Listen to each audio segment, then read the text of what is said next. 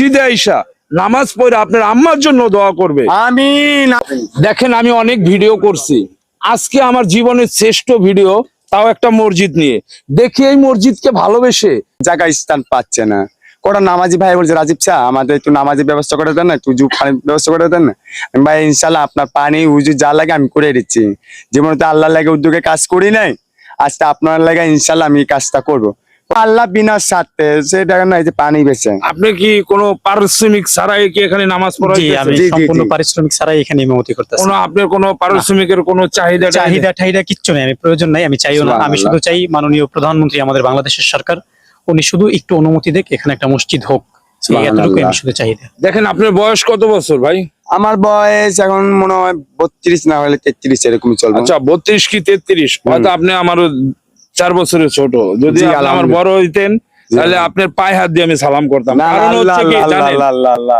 এই আমাদের ঢাকা শহরে অনেক কোটিপতি আছে, অনেক শিল্পপতি আছে, অনেক টাকাওয়ালা আছে, পয়সাওয়ালা আছে, কিন্তু এই রকমের একটা উদ্যোগ আজ পর্যন্ত কেউ নিতে পারে না। যে আপনি হচ্ছেন রাস্তায় থাকেন, বোতল কুড়াই, রাস্তায় থাকেন, বোতল টোকায় মানুষ খাইয়া ফেলায়, সেই বোতল টোকাইয়া জি।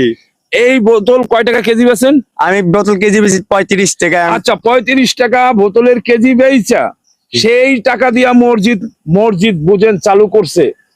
তার এই মনটা কি আপনারা বুঝেন? আলহামদুলিল্লাহ, আল্লাহ যে তারে, ঠিক আছে, আল্লাহ পাক যে তারে এত হেদায়েত, আলহামদুলিল্লাহ, আমি আল্লাহর কাছে সন্তুষ্ট। ঠিক আছে, আল্লাহ পাক হেদায়েত দান আল্লাহ। করুক। কারণ হচ্ছে ভাই, বোতল বিক্রি করা একটা মসজিদ, এই মসজিদটাই যে মানুষ এখন নামাজ পড়তেছে, তার জন্য দোয়া করতেছে।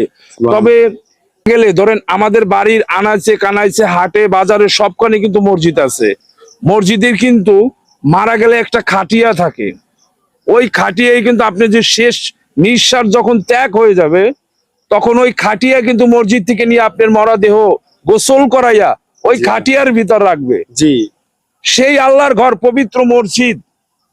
যারা এই মসজিদকে ভালোবাসেন, প্লিজ সবাই ভিডিওটা শেয়ার করে দেবেন। আপনার বেশি বেশি কমেন্ট, শেয়ার ও দেশ বিদেশ সারা বিশ্বে ছিটিয়ে দেন। আপনাদের একটা শেয়ার কমেন্টের কারণে আমাদের আল্লাহ তাআলা পবিত্র মসজিদ করাই যাবে। দূরত্ব শেয়ার করে দিবেন।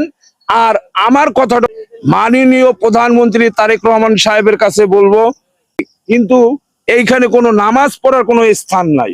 জি, তাই সুন্দরভাবে মানুষজন এসে নামাজ পড়তে পারে, এর জন্য আপনার জন্য দোয়া করবে, পাক ভেস্ত নসিব করুক। জি। তার জন্য মানুষে এই মসজিদে আইসা নামাজ পড়ে আপনার আম্মার জন্য দোয়া করবে। আমিন। আপনারা ভিডিওটা, যারা মসজিদকে ভালোবাসেন, আল্লাহর ঘরকে ভালোবাসেন, ভিডিওটা প্লিজ সবাই শেয়ার করে দিবেন। দূরত্ব মাইলের উপরে।